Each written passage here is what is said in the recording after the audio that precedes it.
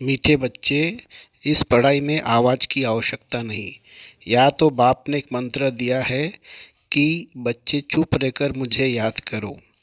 प्रश्न, जिन बच्चों को ईश्वरीय नशा रहता है उनकी निशानी क्या होगी? उत्तर, ईश्वरीय नशे में रहने वाले बच्चों की चलन बड़ी रॉयल होगी। मुख से बहुत कम बोलेंगे, उनके मुख से सदैव रतन ही निकलेंगे। वैसे भी रॉयल मनुष्य बहुत थोड़ा बोलते हैं। तुम तो ईश्वरीय संतान हो, तुम्हें रॉयल्टी में रहना है। ओम शांति। बेहद का बाप बेहद के बच्चों को समझाते हैं। ऐसे तो कोई होता नहीं जो कहे कि बेहद के बच्चों प्रति समझाते हैं। बच्चे समझते हैं कि हमारा बेहद का बाप है, वह है जिसको शिव बाबा कहते हैं। ये तो बहुत मनुष्य है जिनका नाम शिव होता है, परंतु वो कोई बेहद का बाप नहीं। बेहद का बाप एक ही है जो परम धाम से आया है। उस निराकार को ही पुकारते हैं, उनको भगवान कहा जाता है। ब्रह्मा विष्णु शंकर देवता है। भगवान जो परम धाम में रहते हैं वह सब आत्माओं का बाप है। तुम कोई गुरु गोसाई आदि के आगे नहीं आए हो। तुम जानते हो कि हम बेहद के बाप के आगे बैठे हैं। बेहद का बाप मधुबन में आया है। वो लोग कहते हैं श्री कृष्ण मधुबन में आया, परंतु नहीं, बेहद के बाप की ही मुरली मधुबन में बसती है। बाप समझाते हैं, मैं कलब कलब संगम युग पर आता हूँ, न कि युगे युगे। यह भूल कर दी है। जो कहते हैं युगे युगे आता है, यह जो भी शास्त्र आदि है सब भक्ति के है। ऐसे नहीं कि यह अनादि है। बाबा ने समझाया है यह सागर और पानी की नदियाँ अनादि है ही, बाकी ऐसे नहीं भक्ति अनादि है। तुम जानते हो सतयुग त्रेता में भक्ति तुम जानते हो सतयुग त्रेता में भक्ति होती नहीं है। भक्ति शुरू होती है द्वापर में। बेहद का बाप जो ज्ञान का सागर है, वही इस ब्रह्मा द्वारा बैठ ज्ञान सुनाते हैं। सूक्ष्म वतन में तो नहीं सुनाएंगे ना। बाप यहाँ सन्मुख बैठ समझाते हैं।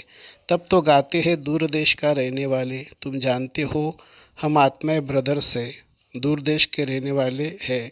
वह गाने वाले तो कुछ भी समझते नहीं है। तुम मुसाफिर हो, दूर देश से आए हो पाठ बजाने। तुम जानते हो हर तुम जानते हो यह कर्म क्षेत्र है, यह हार और जीत का खेल है। यह भी बाप समझाते हैं। जब मनुष्य चाहते हैं शांति मिले, शांति को इस मुक्ति धाम के लिए नहीं कहते हैं। यहाँ रहते हैं शांति मांगते हैं, परंतु यहाँ तो मन की शांति मिल न सके। सन्यासी लोग शांति के लिए जंगल में चले जाते हैं। उनको यह पता ही नहीं कि हम आत्माओं को शांति अपने निराकारी दुनिया में ही मिल सकती है। वह समझते आत्मा ब्रह्म अथवा परमात्मा में लीन हो जाती है। यह भी नहीं समझते कि आत्मा का स्वधर्म है ही शांत। यह आत्मा बात करती है, आत्मा रहती है शांति धाम में, वहाँ ही उसको शांति मिलेगी। इस समय सबको शांति चाहिए। सुख को कोई सन्यासी मानते नहीं, निंदा करते हैं, क्योंकि शास्त्रों में दिखाया है कि सतयुग त्रेता में भी कंस जरासंगी थे, लक्ष्मी नारायण को भूल गए हैं, तमोप्रधान बुद्धि हो गए हैं। बाप कहते हैं मैं हूँ निराकार, वो लोग कहते हैं परमात्मा नाम रूप से न्यारा है। एक तरफ महिमा गाते हैं, फिर कहते सर्वव्यापी है। जब नाम रूप से न्यारा है फिर सर्वव्यापी कैसे होगा? आत्मा का भी रूप जरूर है। कोई कह न सके आत्मा नाम रूप से न्यारी है। कहते हैं भ्रुकुटी के बीच तो आत्मा ही एक शरीर छोड़ दूसरा लेती है। परमात्मा पुनर्जन्म नहीं लेते, जन्म मरण में मनुष्य आते हैं। यह है तुम्हारी पढ़ाई। पढ़ाई में कोई बाजा गाजा नहीं बजाते हैं। तुम्हारी पढ़ाई होती है सवेरे, उस समय मनुष्य सोए रहते हैं। वास्तव में तुमको रिकॉर्ड बजाने की भी दरकार नहीं है। हम तो आवाज़ से परे जाते हैं। यह तो निमित्त सबको जगाने के लिए बजाने पड़ते हैं। मुरली पढ़ने अथवा सुनने में आवाज़ बाहर नहीं जाता है। पढ़ाई में आवाज़ होता ही नहीं। बाप बैठ मंत्र देते हैं, बच्चे चुप रहकर मुझे याद करो। या कोई गुरु आदि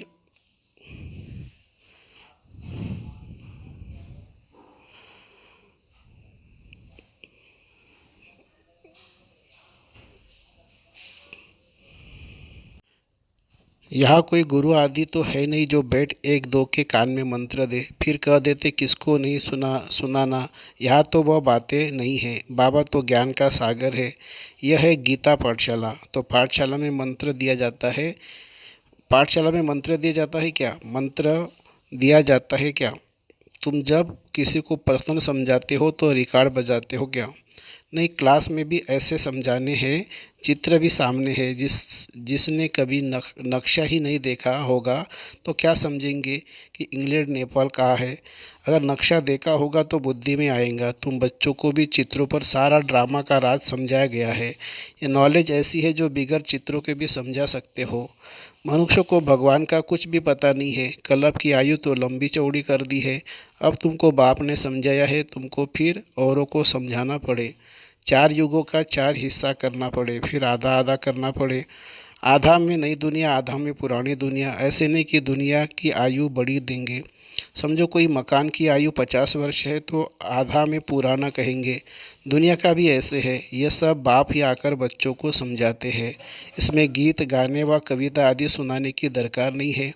हम संगम युग के ब्राह्मणों की रस्म रिवाज बिल्कुल ही न्यारी है।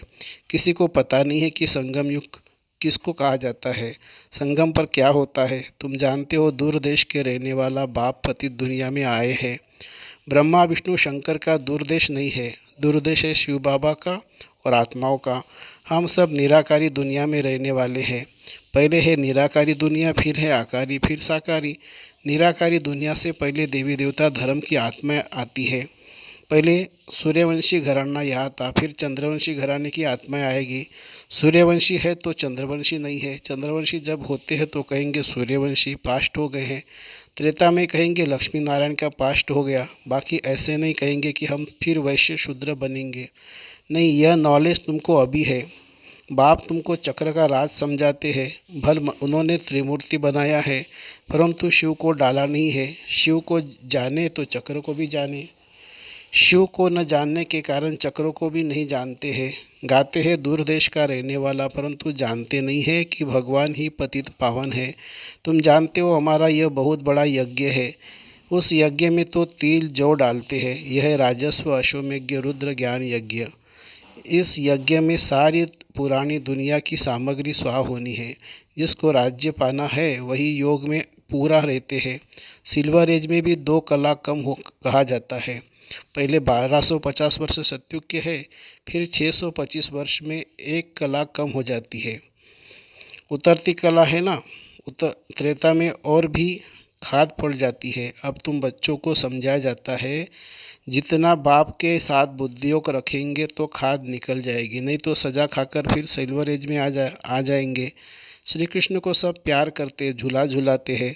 राम को इतना नहीं झुलाएंगे। आजकल तो रेस की है, परंतु यह कोई नहीं जानते कि लक्ष्मी नारायण ही छोटेपन में राधे कृष्ण है। राधे कृष्ण पर बहुत दोष लगाए हैं, लक्ष्मी नारायण पर कोई दोष नहीं है। श्री कृष्ण तो छोटा बच्चा है। बच्चा और महात्मा समान कहते हैं। महात्मा लोग तो संन्यास करते हैं। श्री कृष्ण तो पतित था ही नहीं जो संन्यास करे। छोटा बच्चा पवित्र होता है, इसलिए उनको सब प्यार करते हैं। पहले है सतोप्रधान, फिर सत्व रजत तमो में आते हैं। श्री कृष्ण को सब बहुत याद करते। बाबा का मनमना भो मंत्र तो बहुत नामी गिरावी है। देही अभिमानी बनो, देह के सब धर्म छोड़ो। यह ज्ञान तुम कोई भी धर्म वाले को दे सकते हो। बेहद का बाप कहते अल्लाह को याद करो। आत्मा अल्लाह का बच्चा है। आत्मा कहती है खुदा ताला, अल्लाह साई। सब जब जब अल्लाह कहते हैं तो जरूर आत्मा का बाप निराकार है, उनको ही सब याद करते हैं। अल्लाह कहने से जरूर नज़र ऊपर जाएगी। बुद्धि में है कि अल्लाह ऊपर में रहता है। यह साकार सृष्टि, हम वहाँ के रहने वाले हैं। बाप कहते हैं हम भी मुसाफिर, तुम भी मुसाफिर, परंतु तुम मुसाफिर पुनर्जन्म में आते हो। मैं मुसाफिर पुनर्जन्म में नहीं आता हूँ। मैं तुमको छींची पुनर्जन्म से छुड़ाता हूँ। इस रावण राज्य में तुम बहुत दुखी हो, तब तुम मुझे बुलाते हो। बाप कितनी अच्छी अच्छी बातें तुमको समझाते हैं। बच्चे, अभी खेल पूरा होता है, या बहुत दुख है। हर चीज़ कितनी महंगी हो गई है, फिर सस्ती थोड़ी होगी। आगे सस्ता ही थी, सबके पास अनाज आदि खूब रहता था। सतयुग को कहते हैं गोल्डन एज। वहाँ सोने के सिक्के होते, वहाँ सोना ही सोना होगा, चांदी भी नहीं। वहाँ बाजार भी भपके की होगी। हीरे जवाहर क्या क्या पहनते होंगे।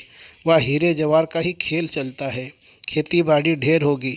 या अमेरिका में अनाज इतना होता है जो जला देते हैं। अभी तो जो बचत होती है वो बेच देते हैं, भारत को दान करते हैं। भारत की गति देखो क्या हो गई है। बाप कहते हैं, मैंने तुमको कितना राज्य भाग्य दिया था। तुम्हारा देवी देवता धर्म बहुत सुख देने वाला है। उनको ही कहा जाता है गोल्डन एज। मोहम्मद गजनबी कितने हीरे जवाहरों के माल लूटकर ऊँट भरा कर ले गया। कितना माल उठाया होगा, कोई हिसाब थोड़ी कर सकेंगे। अब तुम फिर मालिक बन रहे हो। एक मुसाफिर सारी दुनिया को हसीन बनाने वाला है। कब्रिस्तान को बदल फरिस्तान स्थापन करते हैं। यहाँ तुम बच्चे आए हो रिफ्रेश होने, मुसाफिर को याद करते हो। तुम भी मुसाफिर ही हो। यहाँ आकर 5 तत्वों का शरीर लिया है। सूक्ष्म वतन में 5 तत्व होते नहीं है। 5 तत्व यहाँ होते हैं जहाँ तुम पाठ बजाते हो। हमारा असली देश वहाँ है। इस समय आत्मा पतित बन गई है, इसलिए बाप को पुकारते हैं कि ये बाप आप आओ, आकर हमको पावन बनाओ। रावण ने हमको पतित बनाया। रावण ने हमको पतित बनाकर काला कर दिया है। जब से रावण आया है तो पतित बने हैं। अब समझते ज़रूर है। हम पावन थे तब तो याद करते हैं, हे पतित पावन आओ। कोई तो है जिसको बुलाते हैं। बच्चे बाप को बुलाते हैं, ओ गॉडफादर। उनका नाम ही है हेवेनली गॉडफादर, तो ज़रूर हेवन ही रचेगा। बाबा ने समझाया है, पढ़ाई में बाजे गाजे की दरकार ही नहीं है।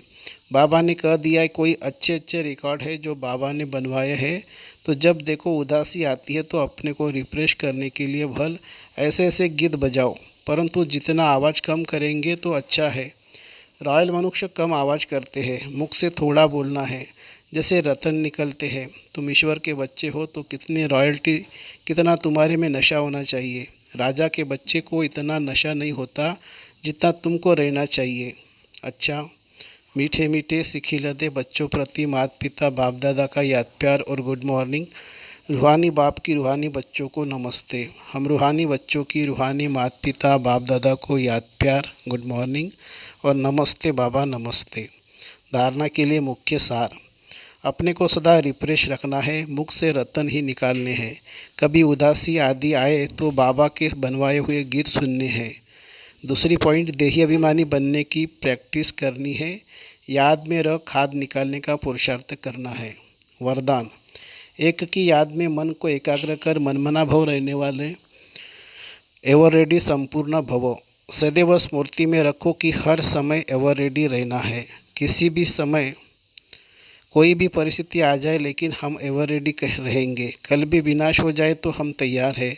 एवर रेडी अर्थात संपूर्ण बनने के लिए एक बाप दूसरा न कोई, यह तैयारी चाहिए। मन सदा एक की तरफ मनमना भाव है तो एवर रेडी बन जाएंगे। एवर रेडी होकर सेवा करो तो सेवा में भी सहयोग मिलेगा, सफलता भी मिलेगी। स्लोगन है, बाप की 1000 गुना मदद के पात्र बनना है तो हिम्मत के कदम आगे बढ़ाओ। बाप की 1000 गुना मदद के पात्र बनना है तो हिम्मत के कदम आगे बढ़ाओ। अच्छा, ओम शांति शांति शांति। शुक्रिया बाबा, शुक्रिया। Thank you Baba, thank you.